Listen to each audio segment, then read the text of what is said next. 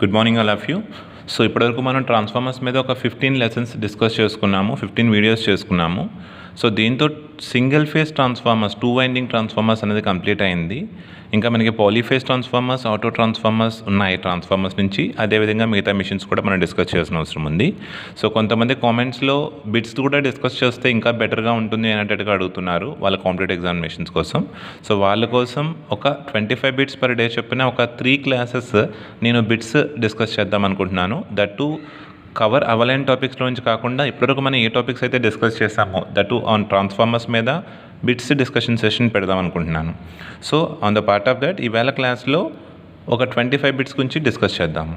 So first bit, on removing the core of a transformer the production of magnetic flex. అంటే transformer ఏదైతే ఉందో కోరు windings ఉంటాయని మనకు తెలుసు. కోర్ని తీసేస్తే అప్పుడు ఫ్లెక్స్ ఏ విధంగా ఉంటుంది అని అడుగుతున్నారు. సో కోర్ తీసేస్తే ఆ టైంలో ఉన్న ట్రాన్స్ఫార్మర్ని ఏమంటామంటే ఎయిర్ కోర్డ్ ట్రాన్స్ఫార్మర్ అంటారు. సో వైండింగ్ ఉంది, ఇక్కడ వైండింగ్ ఉంది. సో ఏమీ లేదు అంటే ఎయిరే కోర్తో సమానం. కానీ మనం వాడుతున్న సిలికాన్ స్టీల్ కానీ సిఆర్జిఓ స్టీల్ కానీ ఇవి the best magnetic material and flux pass అవ్వడం కోసం వెరీ లో అపోజిషన్ అంటే లో రిలక్టెన్స్ ఉన్న మెటీరియల్. సో కోర్ని తీసేసి ఎయిర్ని పెడితే ఎయిర్లో కూడా ఫ్లెక్స్ ట్రావెల్ అవుతుంది, కానీ దానికి రిలక్టెన్స్ ఎక్కువ ఉంటుంది. సో మనకి కరెంట్కి ఎలక్ట్రికల్ సర్క్యూట్లో కరెంట్కి రెసిస్టెన్స్ ఎలాగో మ్యాగ్నెటిక్ సర్క్యూట్లో ఫ్లెక్స్కి రిలక్టెన్స్ ఎలాగా. సో మీకు కరెంట్కి ఫార్ములా ఏంటి? I కూడా ఓమ్స్ లా ప్రకారం V/R కదా. అలాగే మ్యాగ్నెటిక్ సర్క్యూట్లో ఫ్లెక్స్గా ఫార్ములా ఏంటి అంటే MMF by reluctance, magnetomotive force by reluctance. ఎయిర్కి హై రిలక్టెన్స్ ఉంది అంటే ఫ్లెక్స్ ఎలా ఉంటుందని అర్థం, మరి తక్కువ ఉంటుంది. సో కోర్ యూజ్ చేయడంతో కంపేర్ చేస్తే ఎయిర్ కోర్డ్గా ఉన్నప్పుడు అంటే కోర్ రిమూవ్ చేసేసినప్పుడు ఉండే ఫ్లెక్స్ ఎలా ఉంటుందని చెప్పాలి, తక్కువ ఉంటుంది, is reduced. Option A correct answer. So మీరు గుర్తుపెట్టుకోండి, మన డిస్కషన్ సెషన్ ఎలా ఉండాలి అంటే ఆప్షన్స్ ఏమున్నాయో చదివేసి అందులో ఏది కరెక్ట్ ఆన్సర్ అనేటట్టుగా మనం ఉండకూడదు. మనం క్వశ్చన్ చదివి ఒక ఆన్సర్ రావాలి, ఆ ఆన్సర్ ఇక్కడ ఎక్కడుంది అన్నది మనం చెక్ చేసుకోవాలి. కొన్ని బిట్లకు ఆప్షన్ ఎలాగా ఉండదు, ఎందుకంటే which of the following statement is correct అలాంటి సెంటెన్సెస్ ఉంటాయి. సో అలాంటి క్వశ్చన్స్ కంపల్సరీ మనం ఆప్షన్స్ చూడాలి. మ్యాక్సిమం ఆప్షన్స్ చూడకుండానే మనం క్వశ్చన్స్ని సాల్వ్ చేయడానికి ట్రై చేద్దాం. So next question, in a power transformer the winding nearer to the iron core. So ఇప్పటివరకు మీరు నేర్చుకుని ఉంటారు, ట్రాన్స్ఫార్మర్లోకి వచ్చేసరికి కోర్ ఉంటుంది, 2 వైండింగ్స్, ఇటొక వైండింగ్ ఉంటుందని అనుకుని ఉంటాం. యాక్చువల్గా చెప్పాలి అంటే ఈ అనాలిసిస్ థియరిటికల్గా మనం అర్థం చేసుకోవడం కోసం వరకు మాత్రమే. యాక్చువల్గా మీలో కొంతమంది తెలిసే ఉంటుంది, యాక్చువల్ డిజైన్ ఎలాగుంటుంది అంటే కోర్ ఉంటుంది, కోర్ మీద ఇక్కడ 50% of LV winding, balance 50% of LV winding ఈ సైడ్, దానిపైన ఇన్సులేషన్ వేసి పైన 50% ఆఫ్ HV, దీనిపైన బ్యాలెన్స్ 50% ఆఫ్ HV వేస్తారు ఇన్సులేషన్ వేసి. సో ఇలా చేయడం వల్ల అడ్వాంటేజ్ ఏంటంటే 2 అడ్వాంటేజెస్ ఉన్నాయండి. మొదటిది లీకేజ్ ఫ్లెక్స్ని మనం మినిమైజ్ చేసుకోవచ్చు. రెండవది యాక్చువల్గా మీకు ఆల్రెడీ ముందు క్లాసెస్లో నేర్చుకుని ఉంటారు, మోటార్ ప్రిన్సిపల్ ఏంటి అంటే when ever A current carrying conductor place in a magnetic field it experiences A force అని.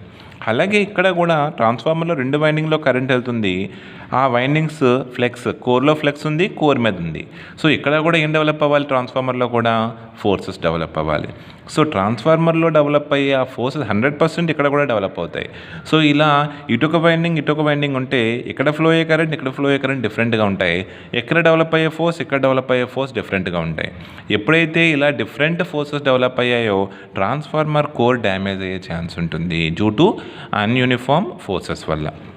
అలా కాకుండా ఇక్కడ LVHV 50%, ఇక్కడ కూడా LVHV 50% వేస్తే దానివల్ల అడ్వాంటేజ్ ఏంటంటే ఈ సైడ్ డెవలప్ అవుతున్న ఫోర్స్ ఏమై ఉండి 2 ఫోర్స్లు ఒకదానికొకటి ఆపోజిట్గా డెవలప్ అయ్యి నెట్ ఫోర్స్ 0 అవుతుంది.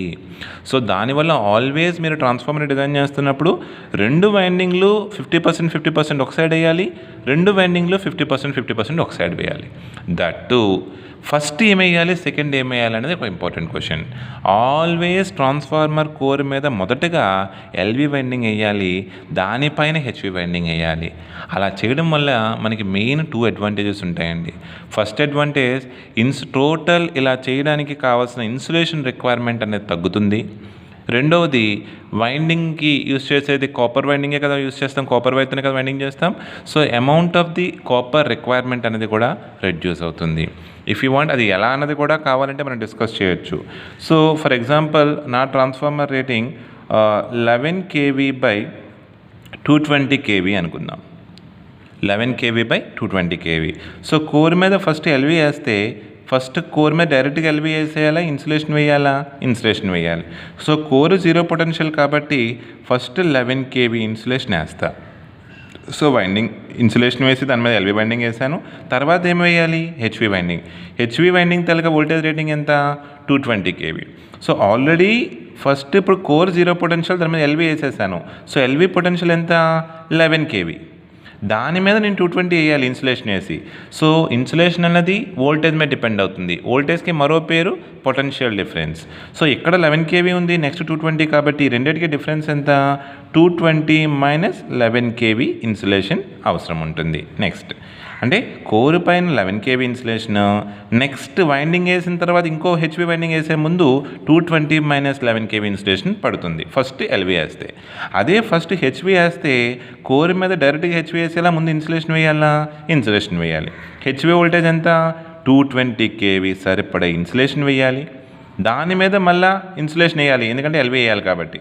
సో దాని మీద 220 వోల్టేజ్కి ఇంకో పేరు ఏమనుకున్నా? Potential difference. ఇక్కడ ఆల్రెడీ 220 kV ఇన్సులేషన్ వేస్తాను, పైన 11 kV వేయాలి కాబట్టి డిఫరెన్స్ ఎంత? 220 మైనస్ 11 kV ఇన్సులేషన్ దానిపైన వేయాలి.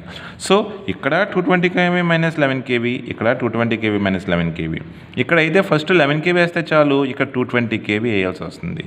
అంటే ఓవరాల్గా ఇన్సులేషన్ రిక్వైర్మెంట్ సెకండ్ కేస్కి ఎలా ఉంది? ఎక్కువ ఫస్ట్ కేస్తో పోలిస్తే. సో దీన్ని బేస్ చేసుకుని ఆల్వేస్ ఫస్ట్ ఎప్పుడు ఏ వైండింగ్ వేయాలి? లో వోల్టేజ్ వైండింగ్ వేయాలి. సో మన క్వశ్చన్ అదే కదా, in a power transformer the winding nearer to the iron core. So కోర్కి దగ్గరలో ఉండే వైండింగ్ ఏంటి? ఎల్వినా హెచ్వినా? ఎల్వి. దానివల్ల ఉండే అడ్వాంటేజెస్ ఏం చెప్పాను? ఒకటి ఇన్సులేషన్ రిక్వైర్మెంట్ తగ్గుతుంది, రెండు amount of the copper requirement అంటే వైండింగ్ మెటీరియల్ కూడా తగ్గుతుంది. వైండింగ్ మెటీరియల్ ఎలా తగ్గుతుంది అన్నది మీరు అనలైజ్ చేసి నాకు కామెంట్స్లో పెట్టండి. సో ఇంతకీ దీనికి ఆన్సర్ ఈజ్ ఏ లో వోల్టేజ్ వైండింగ్. దీనికి ఆన్సర్ ఏంటి? ఏ వైండింగ్ ముందు వేస్తున్నాము? లో వోల్టేజ్ వైండింగ్ కదా. So answer B. So next question, in a transformer the linkage of magnetic flux takes place from. అంటే ట్రాన్స్ఫార్మర్లో ఫ్లెక్స్ కటింగ్ ఏ వైండింగ్ నుంచి ఏ వైండింగ్ జరుగుతుంది? అంటే ప్రైమరీ వైండింగ్ ప్రొడ్యూస్ చేసిన ఫ్లెక్స్ సెకండరీ వైండింగ్ కట్ చేస్తుందా? సెకండరీది produce చేసిన primary cut చేస్తుందా? లేదా రెండు వైండింగ్లు ప్రొడ్యూస్ చేస్తే ఫ్లెక్స్లు ఆ ఫ్లెక్స్ని రెండు వైండింగ్లో కట్ చేస్తాయా అని అడుగుతున్నారు. సో మనం ఆల్రెడీ నేర్చుకున్నాం ట్రాన్స్ఫార్మర్ ఆపరేషన్ వీడియోలో, ఇది ఈ వైండింగ్ సప్లై ఇచ్చినప్పుడు ఇది ఫ్లెక్స్ ప్రొడ్యూస్ చేస్తే ఆ ఫ్లెక్స్ని ఈ వైండింగ్ కట్ చేస్తుంది. అప్పుడు దీనిలో కట్ చేసి ఈఎంఎఫ్ లోడ్ వేస్తే కరెంట్ వెళ్ళి ఇది కూడా మ్యాగ్నెట్ ఇది ఫ్లెక్స్ ప్రొడ్యూస్ చేస్తే అది ఈ వైండింగ్ మీద ఎఫెక్ట్ పడుతుంది. సో ఒకటి ప్రొడ్యూస్ చేసిన ఫ్లెక్స్ మరొకటి కట్ చేస్తుంది అనుకున్నాం. సో ఇక్కడ చూడండి, ప్రైమరీ టు సెకండరీ అయినా, సెకండరీ టు ప్రైమరీ అయినా, primary to secondary and from secondary to ప్రైమరీనా? None of this. సో ఇప్పుడు మనం అనుకున్నాం primary to secondary and secondary to primary కాబట్టి answer C. So next, a good transformer oil should be free from. ట్రాన్స్ఫార్మర్లో వైండింగ్ని temperature down చేయడం కోసం cooling పర్పస్కి ఆయిల్ని యూజ్ చేస్తారు. ఆ ఆయిల్లో మాయిశ్చర్ కంటెంట్ కానీ ఉంటే ట్రాన్స్ఫార్మర్ ఈ వైండింగ్కి మధ్యన ఆయిల్ ఉంది కదా, మాయిశ్చర్ కంటెంట్ ఉంటే మీకు తెలుసు moisture is a conductor. So దానివల్ల రెండు వైండింగ్లు ఏమైపోవచ్చు? షార్ట్ సర్క్యూట్ అయిపోవచ్చు. అందుకని కంపల్సరీ ట్రాన్స్ఫార్మర్లో వాడే ఆయిల్ ఏదైతే ఉందో దానిలో మాయిశ్చర్ ఉండాలా? ఉండకూడదు. It should be free from. అంటే ఆన్సర్ ఏం పెట్టాలి? C. So free from moisture. So మీకు అనిపించవచ్చు బిట్స్ అన్నీ చాలా టఫ్గా ఉంటున్నాయి అని. సింపుల్గా సాల్వ్ చేసేసే బిట్స్ అంటే ట్రాన్స్ఫార్మర్లో ఎన్ని వైండింగ్స్ ఉంటాయి, ట్రాన్స్ఫార్మర్లో కోర్ ఏ మెటీరియల్తో తయారు చేస్తారు, సో ట్రాన్స్ఫార్మర్లో ఎన్ని లింబ్స్ ఉంటాయి, ఎన్ని యోక్స్ ఉంటాయి, ఇవన్నీ నేను ఇచ్చి డిస్కస్ చేస్తే టైం వేస్ట్, ఎందుకంటే అవన్నీ మీకు తెలుసు. సో ఏవైతే బిట్స్ కొంచెం టఫ్గా ఉంటాయో, కొంచెం లాజికల్గా ఉంటాయో ఆ బిట్స్ మీరు ముందుకు తీసుకొచ్చా. సో అవి మీరు నేర్చుకుంటే చిన్న చిన్న బిట్స్ని మీరు ఎలాగైనా సాల్వ్ చేసేయగలుగుతారు. Next, the efficiency of the transformer stands high because. So అంటే ట్రాన్స్ఫార్మర్లో ఎఫిషియన్సీ అనుకున్నాము, మిగతా మిషన్స్ అన్నిటితో పోలిస్తే ట్రాన్స్ఫార్మర్లో ఎఫిషియన్సీ ఎలా ఉంటుంది అనుకున్నాము? ఎక్కువ ఉంటుంది అనుకున్నాము. రీజన్ ఏమనుకున్నాము? ట్రాన్స్ఫార్మర్లో రొటేటింగ్ పార్ట్లు ఉండవు, అందుకనే ఫ్రిక్షన్ అండ్ విండేజ్ లాసెస్ ఉండదు. అందుకనే ట్రాన్స్ఫార్మర్ని ఏమంటామని చెప్పాము? స్టాటిక్ డివైస్ అంటాము, ఆ స్టాటిక్ ఇన్స్ట్రుమెంట్, ఆ స్టాటిక్ మిషన్ అంటారు అనుకున్నాము. దానివల్లే కదా హై ఎఫిషియన్సీ వస్తుంది. సో దీనిలో స్టాటిక్ మిషన్ ఉందా? Yes, it is a static instrument. Answer B. మిగతా ఏమున్నాయి? It works on the principle of mutual induction. అది ఏ ప్రిన్సిపల్ మీద వర్క్ అయితే మనకి ఎఫిషియన్సీకి సంబంధమే ఉంది. It's windings remain immersed in the mineral oil. అది ఓన్లీ ఫర్ ఆయిల్లో ఇమ్మర్జ్ చేసింది కూలింగ్ కోసం. There is no loss of electric power in it. అసలు లాస్ లేకుండా ఉంటే అది ఐడియల్ ట్రాన్స్ఫార్మర్ అవుతుంది. మనం ఇక్కడ ఐడియల్ ట్రాన్స్ఫార్మర్ అని ఎవరు మెన్షన్ చేయలేదు కదా. సో దీనికి ఆన్సర్ ఏంటి correct? It is a static instrument. Next which type of transformer winding has no ohmic resistance and no magnetic leakage resulting no losses. అంటే ఏ ట్రాన్స్ఫార్మర్కి అసలు వైండింగ్కి రెసిస్టెన్స్ ఉండదు, లీకేజ్ రియాక్టెన్స్ ఉండదు, అసలు ఏమీ ఉండవు లాసెస్ అన్నవి, ఆ ట్రాన్స్ఫార్మర్ ఏమంటామో అని అడుగుతున్నారు. సో మనం అనుకున్నాం అసలు లాసెస్ లేని ట్రాన్స్ఫార్మర్ ఉంటుందా? ఉండదు. అలా పర్ఫెక్ట్గా కానీ ఒక ట్రాన్స్ఫార్మర్ డిజైన్ చేస్తే ఆ ట్రాన్స్ఫార్మర్ ఏమంటారని చెప్పాము? ఐడియల్ ట్రాన్స్ఫార్మర్ అంటారు అనుకున్నాము. చూడండి, డిస్ట్రిబ్యూషన్ ట్రాన్స్ఫార్మర్ కాదు, పవర్ ట్రాన్స్ఫార్మర్ కాదు, ఇన్స్ట్రుమెంట్ ట్రాన్స్ఫార్మర్ కాదు. Answer ideal transformer. So next bit. If the supply frequency of a transformer is reduced, then its iron losses will be. So ఫ్రీక్వెన్సీని reduce చేస్తే iron losses ఏమవుతున్నాయి అని చెప్పి అడుగుతున్నారు. So iron losses అంటే దానిలో ఎన్ని లాసెస్ ఉంటాయి? Hysteresis losses and eddy current losses. So మీకు తెలుసు హిస్టెరిసిస్ లాసెస్ ఫార్ములా మనం డిస్కస్ చేసాము, KH into F into BM to the power of X అని. Eddy current losses KE into F² into BM² అని మనం డిస్కస్ చేసాం. So రెండు ఫార్ములాస్లో కూడా ఏముంది? ఫ్రీక్వెన్సీ ఉంది. అది డైరెక్ట్లీ ప్రపోర్షనలా, ఇన్వర్స్లీ ప్రపోర్షనలా? Directly proportional. So the frequency of a transformer is reduced. Frequency తగ్గిపోయింది అంటున్నారు. మరి దానివల్ల PH PE కూడా ఏమవుతాయి? తగ్గుతాయి. సో ఆన్సర్ ఏంటి? ఏ. So the two transformers operated in parallel will share the load depending upon their. So రెండు ట్రాన్స్ఫార్మర్స్ మనం ట్రాన్స్ఫార్మర్ ప్యారల్ ఆపరేషన్ టైంలో నేర్చుకున్నాము. రెండు ట్రాన్స్ఫార్మర్స్ ప్యారల్ ఆపరేట్ చేయాలి అంటే మేబీ రెండు సేమ్ కేవీఏ అవసరం లేదు. 1 kVA ట్రాన్స్ఫార్మర్ని 100 kVA ట్రాన్స్ఫార్మర్ని కూడా ప్యారల్ ఆపరేట్ చేయవచ్చు అనుకున్నాం. కానీ 1 kVAని 100 kVA అంటే ఇప్పుడు 101 kVA వేస్తే ఇది 1 చేస్తుంది, ఇది 100 చేస్తుంది. అది ఎలా షేర్ చేసుకుంటాయి అనుకున్నాము? లో కేవీఏ ఉన్నదానికి హై ఇంపిడెన్స్ ఉండాలి, హై కేవీఏ ఉన్నదానికి లో ఇంపిడెన్స్ ఉండాలి. అంటే కేవీఏస్ must be inversely proportional to their impedances, or the impedances of a transformer must be inversely proportional to their KVA rating అని నేర్చుకున్నాం. సో ఆ పాయింట్ ఏమైనా ఉందా?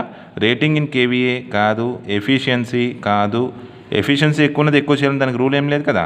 లీకేజ్ రియాక్టెన్సెస్ కాదు, పర్ యూనిట్ ఇంపిడెన్స్. ఇక్కడ మనకు ఒక ఇంపార్టెంట్ టర్మ్ వచ్చింది. Impedance of the transformer inversely proportional to their KVA rating అన్నా, పర్ యూనిట్ ఇంపిడెన్సెస్ సేమ్గా ఉండాలి అన్న రెండు సేమే.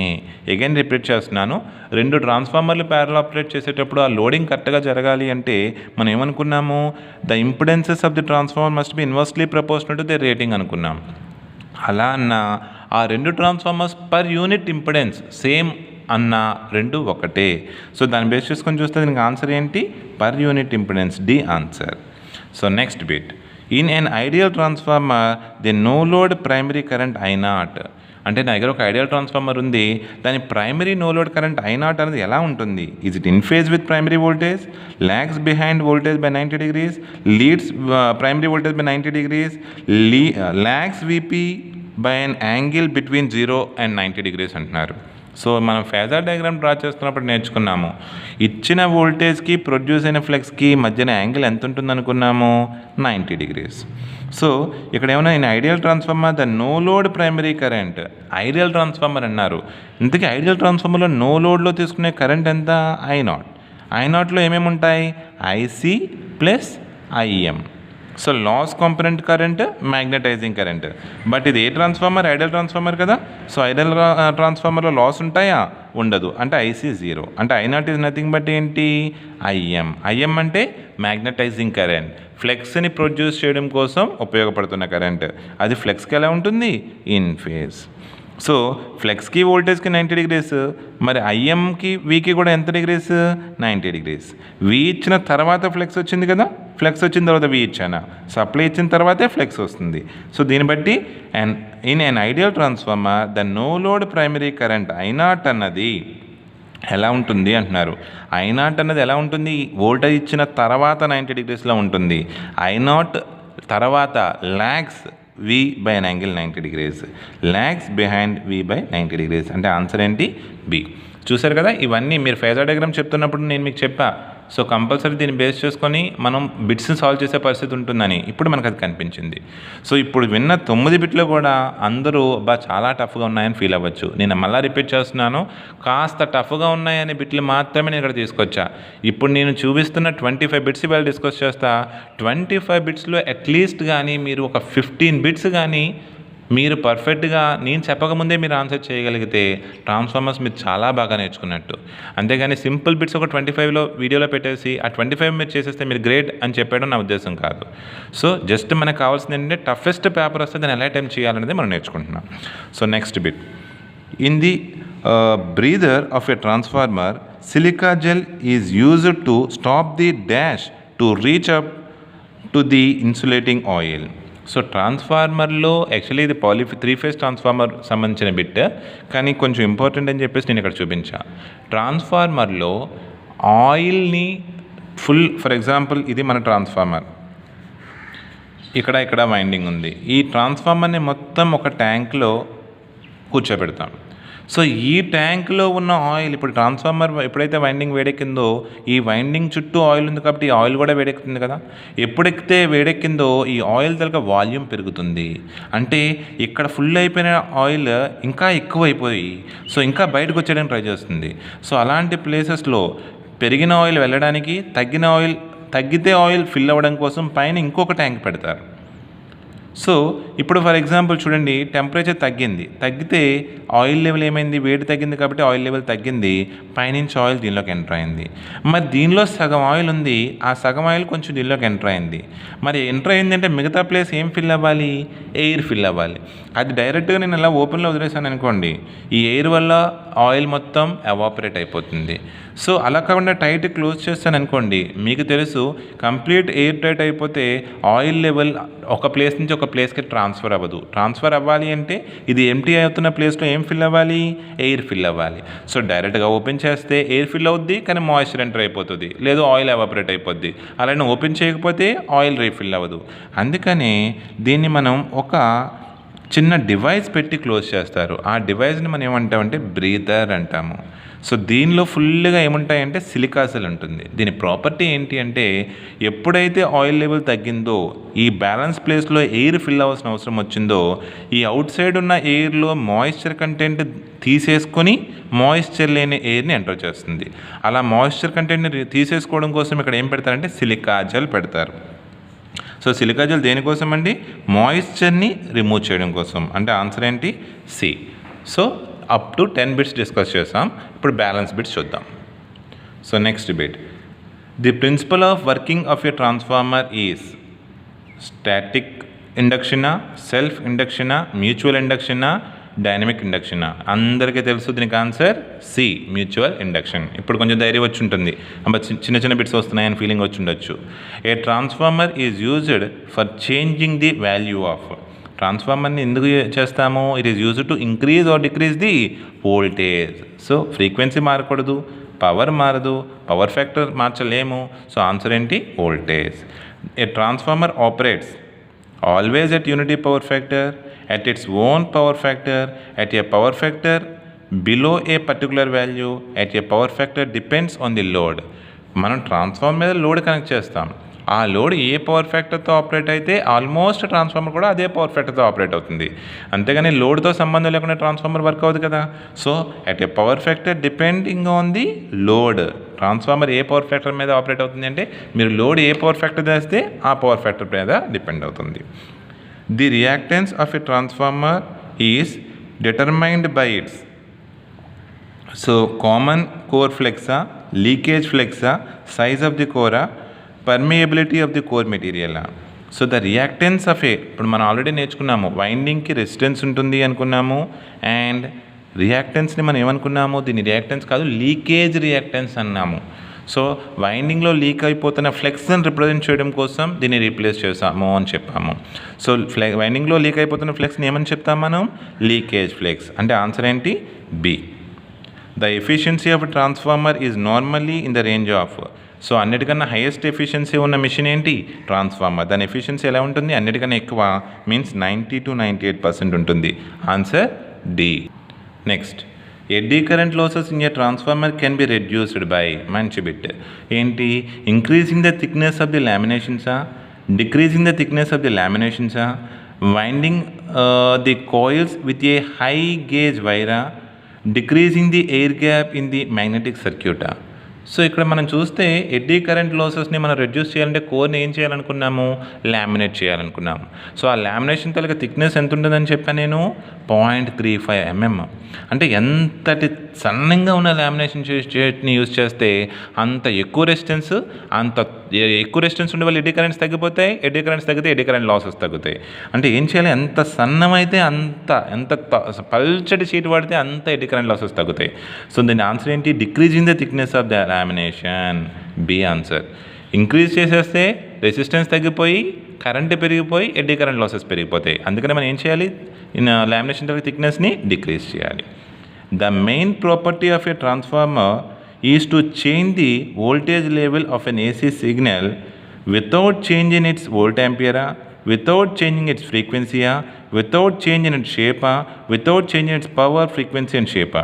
మీకు తెలుసు, primary side volt ampere V1 I1 అనుకుంటే సెకండరీ సైడ్ వోల్ట్ యాంపియర్ కూడా V2 I2. ఈ రెండు సేమా డిఫరెంటా? సేమ్. వితౌట్ చేంజెస్ ఈ frequency, transformer primary winding frequency, secondary winding frequency same ఉండాలా, డిఫరెంట్గా ఉండాలా? కంపల్సరీ సేమ్ ఉండాలి. Without changes shape, primary side AC sinusoidal ఇస్తే సెకండరీ సైడ్ కూడా నాకు సెకండరీ సైనసోయిడలే రావాలి. సో ఇవన్నీ కూడా మారకూడదు. అంటే ఆన్సర్ ఏంటి? D.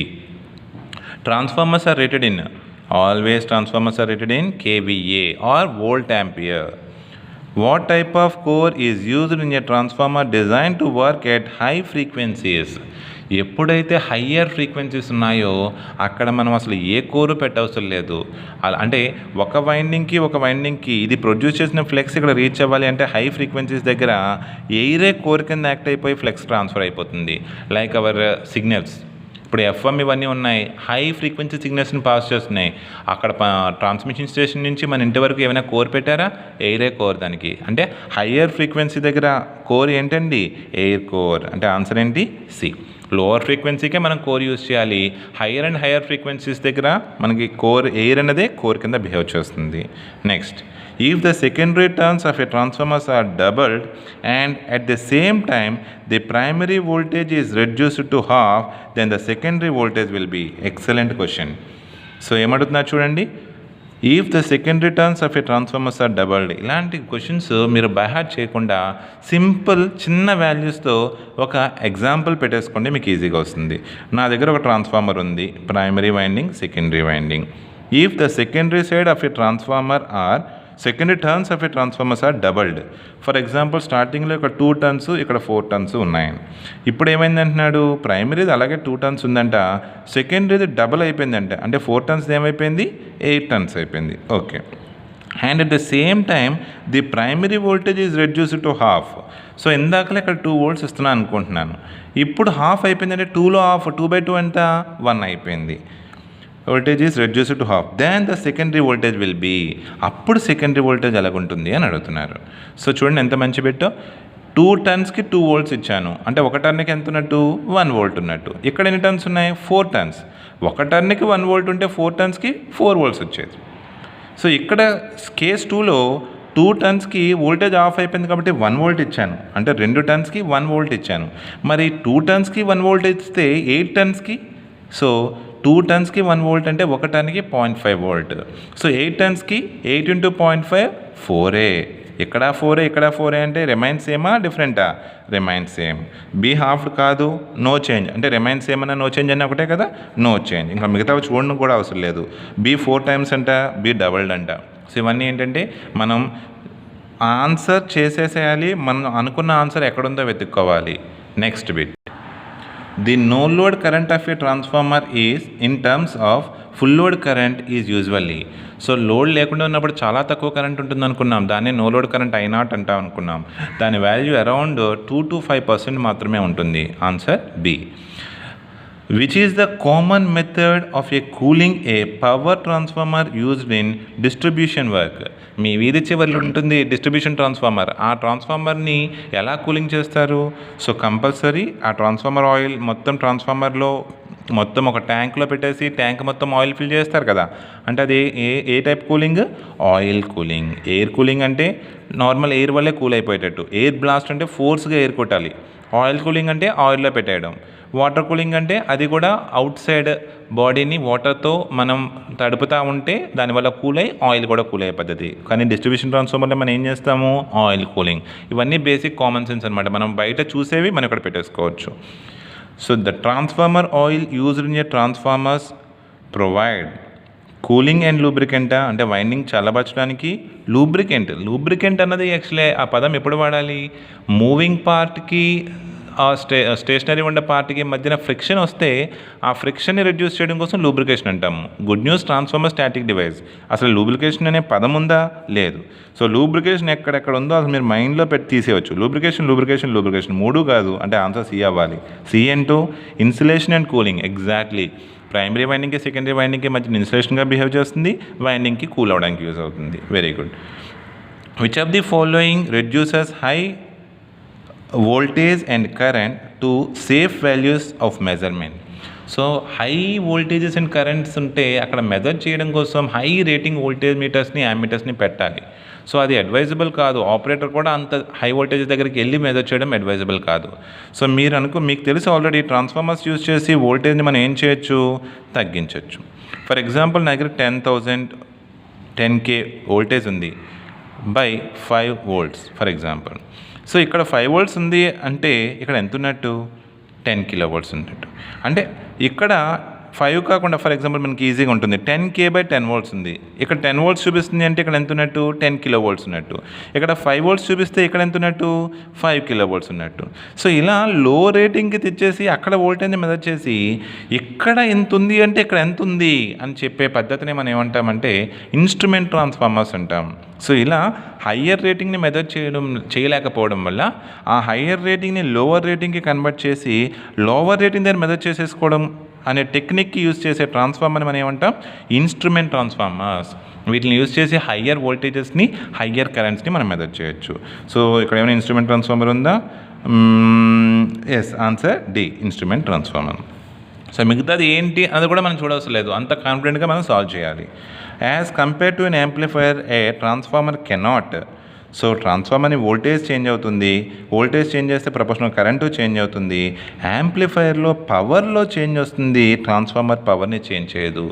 Primary side volt ampere, secondary side volt ampere సేమా డిఫరెంటా? సేమ్. సో యాంప్లిఫైర్లో అలా కాదు, పవర్ని కూడా మనం ఇంక్రీజ్ చేసుకోవచ్చు, ఇక్కడ జరగదు కాబట్టి. సో యాంప్లిఫైర్లో జరిగేది ఇక్కడ జరగంది ఏంటంటే ఇంక్రీజ్ అవుట్పుట్ పవర్. సో ఈ 25 bits అగైన్ నేను రిపీట్ చేస్తున్నాను, ఫ్రీక్వెంట్గా అడుగుతున్న కాంపిటేటివ్ ఎగ్జామినేషన్లో అడుగుతున్న బిట్స్ ఇవి. సో పేపర్ టఫ్గా ఇద్దామనే ఉద్దేశంతో ఉన్న వాళ్ళకి అడిగే బిట్స్ ఇవి. సో ఇందులో మీరు మినిమం 10 to 15 మధ్యన పెట్టారు అంటే you are the best. More than 15 బిట్స్కి మీరు ఆన్సర్ చేయగలిగారు అంటే డెఫినెట్గా మీరు జాబ్ కొట్టే ట్రాక్లో ఉన్నట్టు అర్థం. సో నెక్స్ట్ క్లాస్లో ఇంకొక 25 అండ్ నెక్స్ట్ ఇంకొక వీడియో కూడా చేస్తాను. అరౌండ్ 100 బిట్స్ మనం ట్రాన్స్ఫార్మర్స్లో డిస్కస్ చేద్దాం. తర్వాత మిగతా డీసీ మిషన్స్ అనేవి స్టార్ట్ చేద్దాం. సో స్టిల్ ఎవరైనా సబ్స్క్రైబ్ చేసుకోకపోతే చేసుకోండి. సబ్స్క్రైబ్ చేసి బెల్ ఐకాన్ క్లిక్ చేస్తే నేను ఎవ్రీడే పెడుతున్నాయి మేము నోటిఫికేషన్లో వస్తాయి. మీకు ఏ డౌట్స్ ఉన్నా అవన్నీ కామెంట్స్లో అడగండి, లేదు అంటే నా నెంబర్ నేను లాస్ట్ వీడియోలో మెన్షన్ చేశాను, దానికి మీరు వాట్సాప్ చేసినా నేను గ్యారంటీ రెస్పాండ్ అవుతాను. Thank you.